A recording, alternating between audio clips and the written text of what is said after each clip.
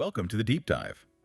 Today, we're plunging into a narrative so incredibly rich and compelling, it feels less like reading a story and more like, we're getting a first-hand account from this whole other world. Right, a world just brimming with these ancient pacts, really powerful beings, and this sense of undeniable destiny. Exactly. Yeah. And this isn't just any quick look. We're going deep, really immersing ourselves in the heart of this supernatural society. It's almost like you're right there with us, uncovering these secrets. And at the core of it all is this fascinating, complex journey of a young woman named Aria. Right, Aria.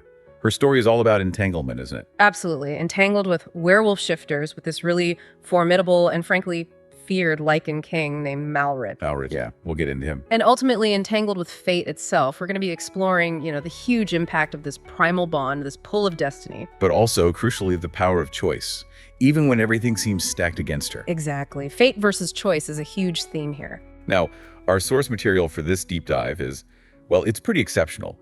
It's a single, incredibly detailed narrative. It feels almost like an oral history, doesn't it? Passed down. It really does. It gives us this unique, almost ethnographic lens into the dynamics of power in their world, the weight of debt. Ancestral debt, yeah.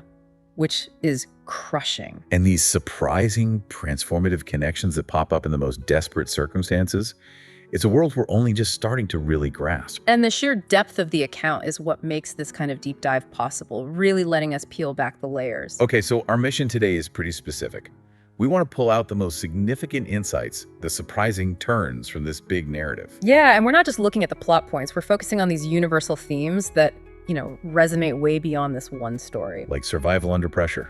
Definitely survival, the complexities of power, how it's used and abused, and how leadership itself can be completely redefined by unexpected forces. So expect some real aha moments, so incredible character transformations that might challenge how you think about heroes and villains. Absolutely. It gets complicated. Okay, so let's unpack this.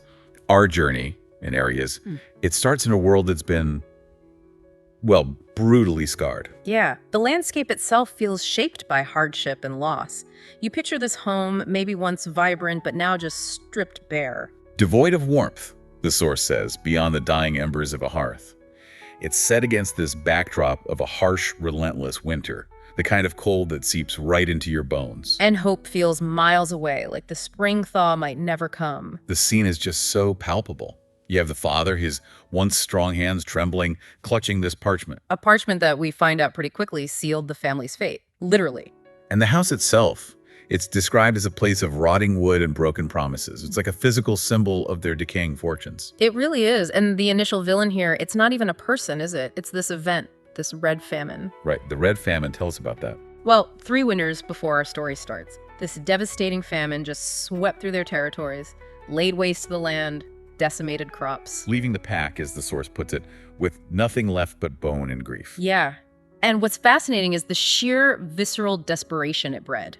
The father's decision made right in the middle of that crisis. To taste silver, what exactly was that? Alone? It seems like it. A loan of significant value, maybe magical, maybe material, maybe both. And it was driven by this heartbreaking desire to buy medicine for Aria's mother. Oh, wow. So it's survival at its most brutal. Love pushing someone to make these unimaginable choices. Exactly. But the tragic irony, the real gut punch, is that the mother died anyway. So the sacrifice didn't even achieve its immediate goal. No, which is just a poignant commentary on how forces beyond our control can mock even our most profound acts of love. But it did create this lingering, inescapable debt, a shadow that just hung over them. It really makes you think, doesn't it? How extreme circumstances push people to these choices driven by love and desperation, even when the outcome feels predetermined. Yeah, sometimes the biggest sacrifices aren't for victory, but just to stave off immediate despair. And they have these huge, unforeseen, long-term consequences. And you feel Aria's internal state so clearly here. The source just plunges you right into her fear. Her heart's pounding like a trapped animal. It's that visceral sense of being hunted. It's not just fear as an emotion. It's cold. It's physical. Yeah. And the father's voice, rough like broken stone. His wolf, long subdued by age and regret, growled low beneath the surface. It paints this vivid picture of a man just broken, stripped bare. Consumed by regret and the weight of this impossible choice he made. A shadow of his former self. And this profound desperation leads directly to the core of the crisis. the Iron Fang Pact. Oh yeah, the Iron Fang Pact. Yeah. Just the name tells you something. Right. The source calls it the most brutal lending covenant in the Southern Territories. That phrase alone speaks volumes about the world they live in. Absolutely. So the collectors, they show up now to collect the silver taken 3 winters ago. And the chilling detail. The king won't forgive another delay. They demand all of it Yeah. and only give him, 3 days. 3 days. A cruel, impossible deadline. And what really stands out is the absolute nature of this covenant. It's not just about money anymore, is it? No, it escalates far beyond that. How does a loan agreement become so absolute that a human life is the only currency left? It forces you to consider the societal structure, doesn't it? Does. A system so brutal that if there's no livestock, no land, no gold, If all material wealth is gone, then a daughter becomes the payment. A living, breathing person. it's a chilling indictment of a society where desperation leads to the commodification of human life. And the father's words to Aria.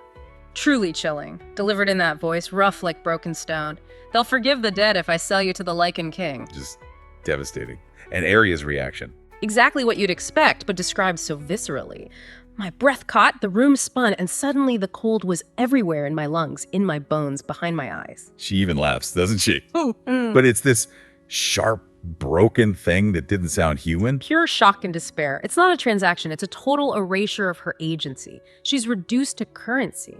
And you have to wonder about a society that not only allows this, but formalizes it, demanding breeding omegas as tribute. Exactly. This immediate, profound power imbalance isn't just a plot device, it's the crucible. It's where Aria has to somehow find a way to forge her own path, overcome this horrific situation. It's the ultimate test of individual will against systemic oppression right from the start. Precisely. And this unbearable situation sets the stage perfectly for the introduction of the Lykan King himself, Malrich. Ah, yes, Malrich. His reputation precedes him, and it is terrifying, almost mythological. Absolutely. The Whispers claim the Lykan King doesn't take mates. He slaughtered every woman who's tried to claim him. He's not just seen as a powerful man, but something Yeah.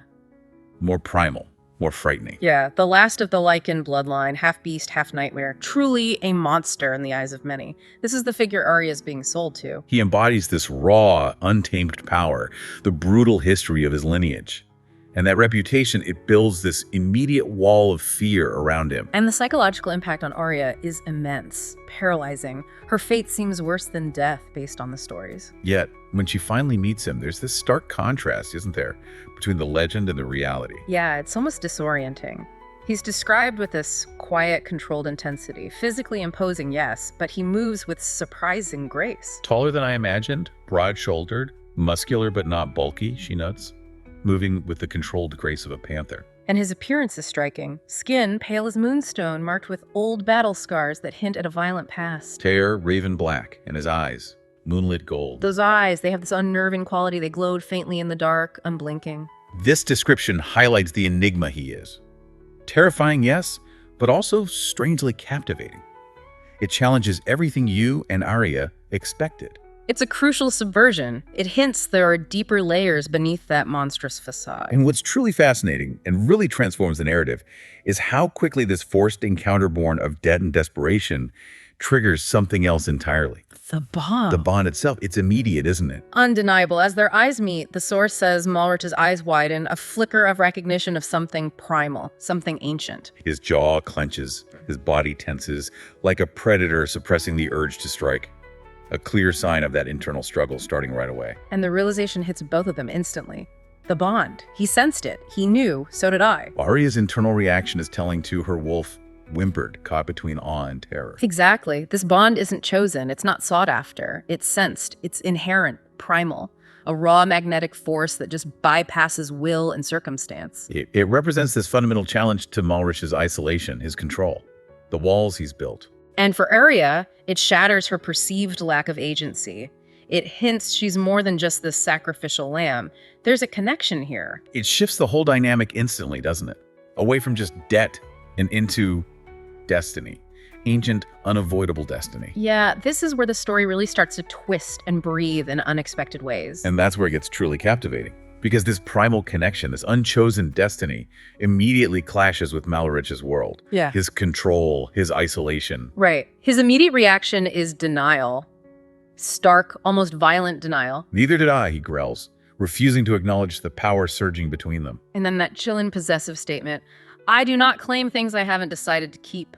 An ominous warning, maybe to her, maybe to himself. He immediately confines her, Yeah. right, to the East Wing. Yeah, and forbids her entry to the West Wing ever. It's a clear attempt to physically and emotionally distance himself from this powerful, unwelcome connection. But this denial, it runs deeper than just stubbornness. The source hints at fear, duty. Definitely.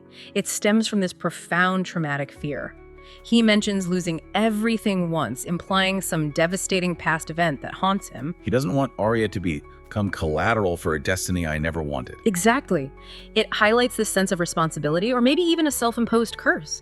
He genuinely seems to believe he's not the male the moon chose for you, but the one it cursed. That self-perception creates this agonizing internal conflict for him. Acceptance versus resistance to what he sees as a dangerous fate. And you see Aria's reaction to her new surroundings, this cold marble room fit for a queen, but I felt no luxury in it, only emptiness. The silence wasn't peaceful, she says. It was watching me, an oppressive atmosphere. Yeah, and her internal conflict is palpable. The worst part wasn't that the Lykan King wanted nothing to do with me. It was that something inside me wanted everything to do with him. So this initial rejection, this distance, it becomes a key dynamic. It makes you wonder about the trauma that led him to see himself as cursed by this connection. It's clearly not just ego. It's a deep-seated fear of history repeating itself. A fear projected onto Aria, who's caught in the crosshairs of his past and their potential future. And this fear, this denial, creates this strange, isolated existence for Aria in the castle. Like a ghost. It really does. Her days are filled with oppressive isolation, constant unseen observation. The guards wouldn't speak to me, the servants avoided eye contact. Like she's contagious. And Malrich stays away. Completely. Didn't visit, not once. No word, no command, just silence, cold, oppressive silence. It's deliberate emotional starvation. A psychological toll. She feels, not chained, but I might as well have been. Physical freedom, but a deeper captivity. Yet, despite all this distance, the bond refuses to be stifled. It's pervasive. She says she could feel when he was near even when I didn't see him. A constant awareness that transcends walls. It subtly underscores the inescapable power of their connection, an emotional tie that persists, maybe even strengthens despite his denial. And the description of the East Wing, her gilded cage. Beautiful in a cold, haunting way, marble floors, velvet drapes, rooms too large for one soul. And she compares it to a wolf's snarl, elegant, terrifying, and ready to rip you open. A powerful metaphor for her state, surrounded by beauty, but feeling the underlying threat and emptiness. A luxurious prison. Beautiful outside, dangerous, and isolating inside. And into this isolation steps a crucial, enigmatic figure, Magra, the moon priestess. Magra. She's interesting. Described as someone who once pledged herself to the Lycan court and abandoned the old ways. Right. That detail immediately makes you curious about her past, her motivations. She becomes Aria's only contact, bringing food, news, and questions. Subtly probing Aria's understanding of things. Exactly. She's definitely an enigmatic mentor figure. Her guidance is often cryptic, full of warnings. She challenges Aria, doesn't she? Saying, the king's restraint will break eventually if Aria doesn't force anything. Kind of counterintuitive. It hints at a deeper understanding of the bond's nature, and later she reveals knowledge of Moonblood sigils and implies Aria carries Moonblood herself. Elevating Aria beyond just a tribute. Right. But then there's her cold smile, her chilling warning about the previous tribute who tried to force the bond and is now buried in the snow. So is she helping or testing? Or maybe manipulating, especially given her abandoned old ways? That's the question, isn't it? Is she guiding Aria or using her? Her statement to Beta Taurin, even beasts bowed to the moon's law, suggests she believes in a higher order, that even Malrich can't defy the moon forever. Her perspective, having left the old ways, gives her a unique insight maybe, making her a crucial, if morally ambiguous guide. Definitely, a guide in the shadows. And Magra isn't the only challenge Aria faces in the court. There's real opposition. Beta Taurin and Lady Vara. Oh yeah, significant opposition. Taurin's described as a towering brute with a jagged scar across his cheek.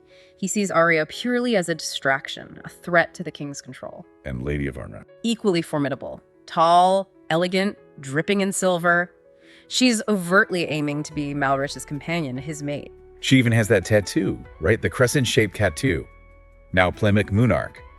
Signaling her ambition to embody the destiny Aria actually possesses. Exactly. The court isn't just a seat of power. It's a hotbed of political games, rivalries, ancient resentments. Magra calls Vanra bait. Explicitly. Designed to test or manipulate the bond between Malrich and Aria to force a reaction. And Torn's threat is chilling. If she threatens the king's control, I'll end her myself. Shows the ruthlessness there. It really does, and it's fascinating how these external pressures, these jealousies, actually complicate the already fragile, denied relationship. It's like they're trying to break them apart, but maybe pushing them closer. It's possible. And Magra's warning that denying the bond too long turns into something cruel, painful, fatal for both of you just raises the stakes enormously. So Malrich's denial isn't just personal anymore. It's a ticking clock with potentially devastating consequences for everyone. It really forces you to see how external pressures and rivalries can mess with personal relationships, especially when power and prophecy are involved, a constant, perilous test. Okay, so here's where things really start to shift. The bond, denied for so long, starts to assert itself. There's a turning point. A dramatic one. Aria is just walking down a corridor, minding her own business in this vast castle. And bam, she crashed right into him, King Malrich. An accident, but the reaction is anything but accidental. No, it's explosive, uncontrollable. It rips through that facade of denial. The source describes it vividly. The bond, gods, the bond ignited. It roared between us like wildfire. Like a living thing. Exactly. And despite Malrich immediately growling, "Stay out of my path, the bond means nothing," his body completely betrays him. The pupils dilate, fangs flash, his beast surfaced. This raw, untamed force fighting for dominance inside him. Highlighting that immense internal struggle, Aria sees this war inside him. To take, to bite, to claim. And she challenges him directly. Yeah, with this newfound courage. It doesn't feel like nothing. The moon did. A direct hit on his denial. And his reply, "The moon is a fool." Almost agonizing. It really encapsulates his torment, his desperate attempt to rationalize away a destiny he fears. This suppressed connection isn't just building now, it's roaring. Setting the stage for a public display that shatters everyone's expectations. It's like the universe or the moon is asserting its will, regardless of Malrich's fears or his perceived curse. And this undeniable pull leads to that powerful public display of possession at the feast. Right, the royal feast. A display of power and status. Aria finds herself seated too close, too intimate to Malrich. All eyes are on them. The tension must have been thick enough to cut with a knife. Everyone watching, waiting. And then some bold, maybe foolish courtier makes that mocking toast. May she survive the moon's madness? Oof, the whole hall goes silent. Dead silent. Collective gasp. Everyone knows it's a dangerous provocation. And Malrich's reaction. Instantaneous and terrifying. He rose, grabbed the man by the throat, and slammed him into the stone wall with enough force to crack bone. Brutal, raw power. It's not just anger, it's possession. Exactly. A profound, visceral declaration ringing through the silence. She is not your jest. She is not your prey. The court is stunned, and Aria realizes. For the first time I saw it, she says. Not just fury, possession. The king who didn't claim anything had just defended me like I was already his. Action speaking louder than words. A primal act of protection and ownership, shattering his denial. It confirms the true depth of their bond, revealing truths his words tried to hide. Changes everything. And while this tension is building, Aria starts uncovering secrets about her own past, right? Through these ancient symbols. Yeah, exploring the castle, she finds these symbols etched into the corners of arches and on the base of statues, ancient ones, Moonblood sigils from the old tribes. And crucially, she recognizes them from her mother's books. Exactly, a connection to a lineage, a knowledge she never knew she had. It's not random, it feels fated, a reconnection to her deeper past. This discovery hints at a deeper power within her. More than just hints, Magra confirms it, linking Aria's mother, who had that silver crescent behind her left ear, to Moonblood. Which elevates Aria beyond just being a tribute, a girl sold for debt. She becomes significant, anciently significant. A living link to a forgotten past. Aria's internal feeling when she saw the sigils, something about them felt like home, points to this inherent connection. And Magra's reaction confirms it. Your mother, was she marked? You carry Moonblood. It's a pivotal moment. This Moonblood isn't just a mark, it seems tied to a unique form of elemental magic, connected to the moon's cycles and primal forces. It deepens her personal stakes, reshapes her role from victim to destined leader. Absolutely. She's no longer passive, she's potentially powerful. This burgeoning power, combined with the assertive bond, leads to that direct confrontation in the library. Right. Malrich finds her there, amidst the ancient texts. His anger is palpable, hot and simmering under the surface. The controlled rage. He demands, "Why were you talking to Magra?" Suspicious. This scene is pivotal for understanding Malrich's internal conflict. He finally admits it, raw vulnerability. Because you are mine. A monumental admission, acknowledging the bond, her place. But even then, he struggles with the curse he believes it represents. His fear overrides his possessiveness. He's afraid of her becoming collateral for a destiny I never wanted. Exactly. He confesses, tormented, because I am not the male the moon chose for you. I am the one it cursed, revealing this deep self-loathing or maybe trauma. And that heartbreaking line, I already lost everything once, I won't lose again, underscores his fear, the sacrifices he's made to protect himself. Aria, defiant, pushes him. Then claim me. Say what we both feel. She feels the connection so strongly. I smell you in my sleep. I feel the bond twist every time you're near. It won't go away. But despite this raw emotional climax, he retreats. Still retreats, tracked by his past, his perceived curse, leaving Aria to ponder the true nature of his fear, the agonizing choice he thinks he faces, its heartbreak and unresolved tension. And the court keeps manipulating things, especially Lady Vanra. Relentlessly, Vanra, with the elegance of a snake and the cunning of a strategist, a truly formidable antagonist. She overtly tries to lure Malrich, embodying traditional queenly expectations, leaning in close, whispering something that makes him smirk. A public display. Designed to wound Aria, solidify her own position. But it's more than jealousy, it's a calculated provocation. To push Aria to her breaking point. Test Malrich's resolve about the bond. Exactly. Magra calls Vanra bait, a tool, a weapon in the court's subtle war. In Malrich's reaction to Vanra, that smirk. It's not real attraction. No, it seems more like a desperate act of self-preservation, a way to maintain his walls, deny the bond's pull, even if it looks cruel. He later admits to Aria he smiled because smiling at her felt like surrender. But Aria sees it as betrayal. Jealousy stabbed me like a blade. Understandably, but Malrich's desperate whisper, I don't want to hurt you, reveals his true battle. His beast wanted me, his soul called to me, but his mind, his pride, his curse held the reins. It shows how internal fears, cast trauma, can lead people to sabotage what they deeply desire, thinking they're protecting it. A tragic paradox. Absolutely. Elevates their conflict beyond simple romance. And this constant pressure, Malrich's denial, Aria's struggles, it triggers something huge in her. An awakening. The true activation of her Moonblood, a power she didn't fully realize she had. The source describes this profound transformation, right? Physical and mystical. Yeah, her senses sharpened. Acutely aware of everything, her skin grew warm during the moon's rise, this ancient heat from within. And her wolf starts whispering things, instincts, prophecies, pulls. Guiding her towards this unknown, fated path. The dramatic manifestation happens in the solarium, studying her mother's texts. Suddenly this pulse inside my palms, a warmth ancient and steady. Followed by this amazing visual. The symbols on the page began to glow, and so did my skin. Her veins shimmered silver under my skin, like moonlight coursing through her. Wow. So it's not just heritage, it's full activation. A shift from passive recipient to active wielder of power. Exactly, and she knows it instantly. Power like that didn't stay hidden long. It hints at her immense potential, but also the danger and destiny tied to it. She's no longer just a tribute, she's something far more significant. Powerful, a force of nature. It solidifies her agency, catapults her into a position where she can dictate her own terms. And this newfound power leads directly to that confrontation in the training yard, forcing Malrich's hand. The pivotal confrontation, Malrich summons her to the wolf yard where Lycans train to kill with teeth, claw, or blade. Chilling place. And Vanra is there, conveniently, dressed in black armor, ready to watch Aria fall. Malrich shifts into his true Lycan form, terrifying, taller than any beast I'd ever seen, fur black as pitch, eyes glowing like twin suns, raw, untamed power. But he holds back during the fight. Clearly, restraining his power against her, even as the beast. But Vanra makes her move, a shallow slice to Aria, calculated to unleash Malrich's beast, break his control. The turning point. Yes. Aria's instinctive intervention, her wolf at the edge of the shift, shows this incredible protective instinct, the true depth of the bond. And then the unprecedented happens. She calms the beast. Just by touching his snout, whispering, "You know me." And Malrich, he collapses, right there at my feet, the most feared Lycan in existence on his knees.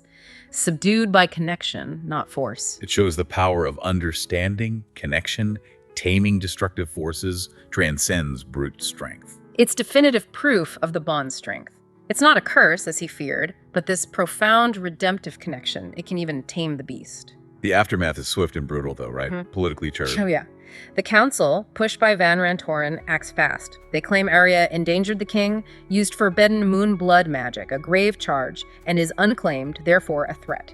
And the sentence. Yeah. Horrifying. Death by public exposure. Designed to break the bond by destroying her spirit. Malrich's initial absence is agonizing for Aria. This was the man who smelled my soul in his blood and left me to die. A perceived betrayal. But it's a setup. A dramatic, heart-wrenching setup for his unforgettable return.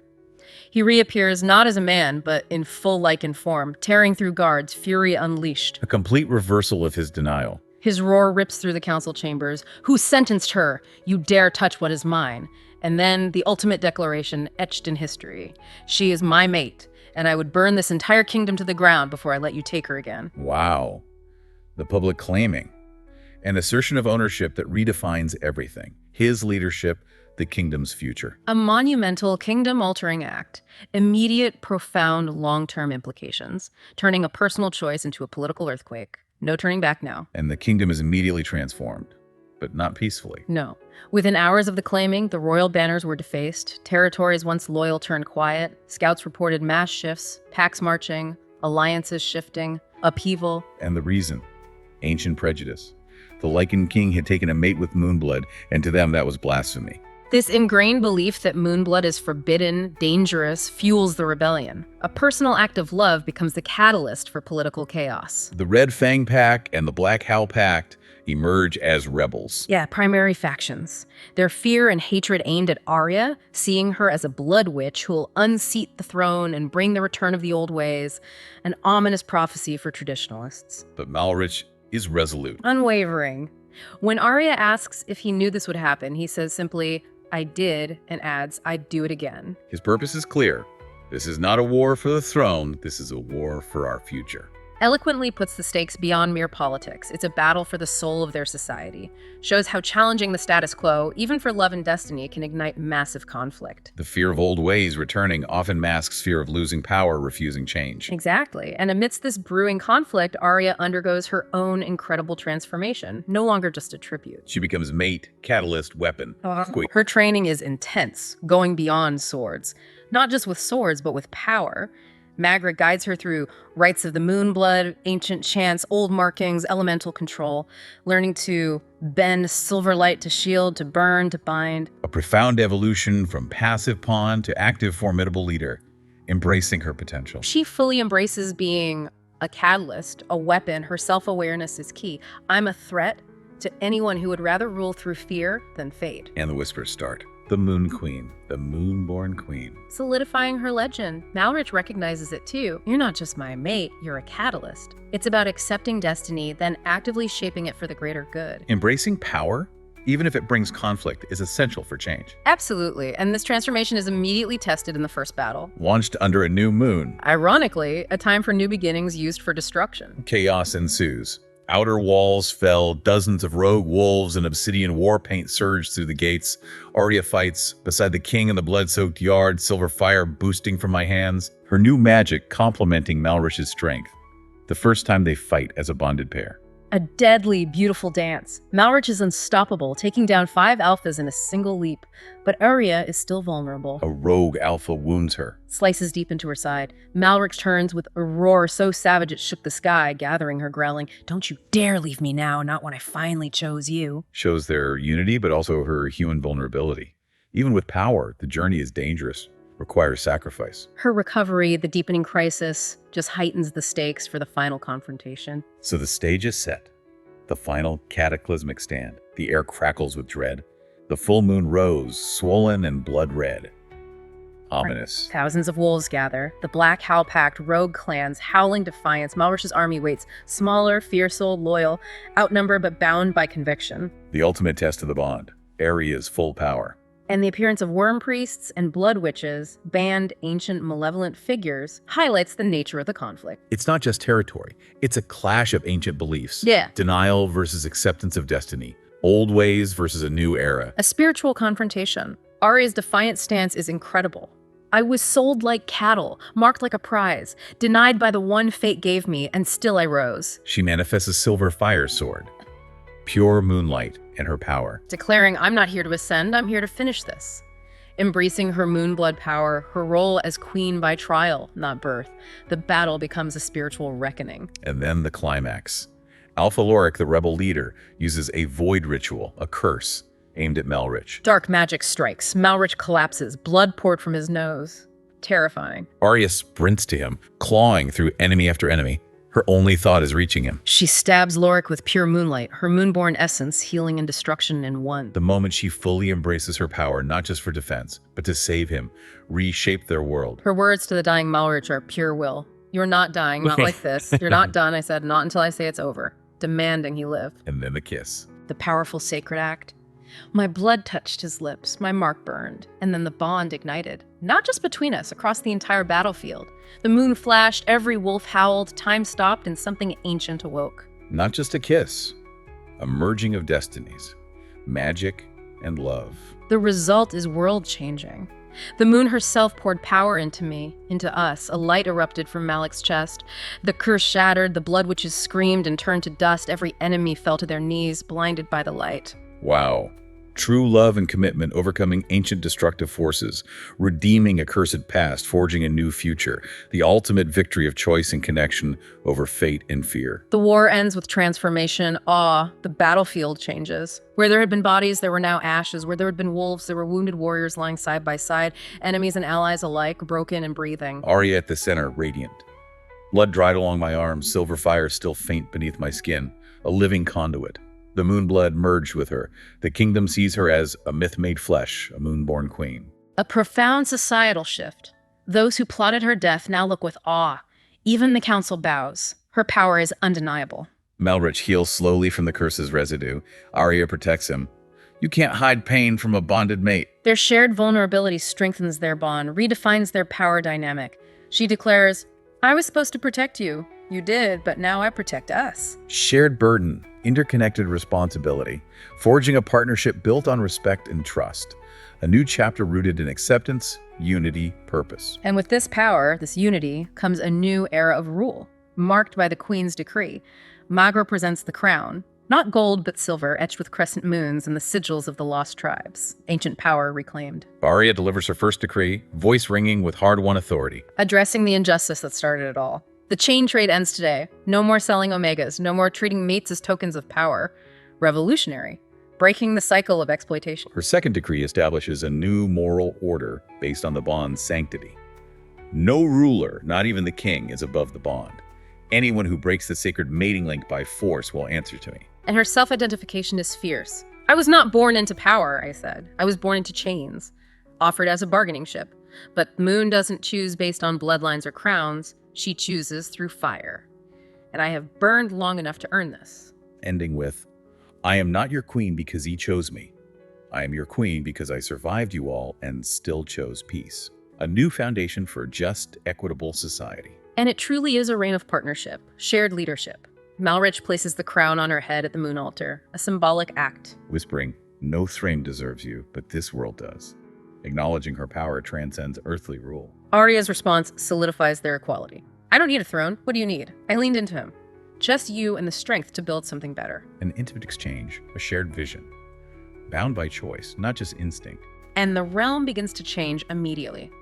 The pacts that once plotted my death now send emissaries to ask for treaties, recognizing her power, legitimacy. The kingdom heals, physically and spiritually. They rule not as a typical king and queen, but as a bonded pair, fierce, equal, bound not just by instinct, but by choice. A testament to leadership based on shared values, respect, connection, leading to a more harmonious society, moving beyond old, destructive dynamics. And their lasting legacy is embodied a year later. The kingdom transformed. Gone were the trade caravans. Gone were the blood ritual duels. A new era flourishes, symbolized by their daughter, moonborn like me, fierce like her father, stubborn like a prophecy. The hopeful future, a testament to the new world they built, where the moon rises not to punish, but to bless. Aria's visit to her father's grave is poignant. I didn't forgive him, but I understood him. He lived in a world where survival cost more than dignity, but I built a world where no father would ever have to make that choice again. Empathy and commitment to systemic change. Her hope for her daughter. We are done raising daughters who learn how to survive. Now we raise daughters who are taught to rule. Revolutionary. Malrich's final affirmation encapsulates her journey. Queen, mate, flame, savior, storm, leaving us with the idea that the past can't be changed, but its lessons must shape a profoundly different, hopeful future. What an incredible transformative journey we've taken today. Seriously, from Aria being this forced tribute sold for debt to becoming a powerful, self-actualized, moonborn queen. Yeah, transforming not just her own destiny, but the entire kingdom around her. It's a testament to resilience, the power of connection. And ultimately, the agency of choice. Yeah. Even when facing overwhelming odds. Absolutely. This source material really underscores that. Real power isn't just about being chosen by fate or inheriting something. It's about the choices you make in the face of destiny's demands. It makes you think. Yeah. How many chains might we break in our own lives if we dared to embrace our own unique Moonblood? That inner power, that authenticity. Right. And actively choose to rewrite our own stories. It's not just personal change. It's about building something better, not just for ourselves, but for everyone around us, challenging the old ways, embracing our potential. That's a powerful thought to leave everyone with, that dynamic between destiny and choice. It reminds us how even the toughest circumstances, the ones that feel predetermined. Yeah, they can actually forge the strongest, most compassionate, most revolutionary leaders. So think about that next time you feel trapped by circumstance. Consider what Moonblood you might have just waiting to be awakened.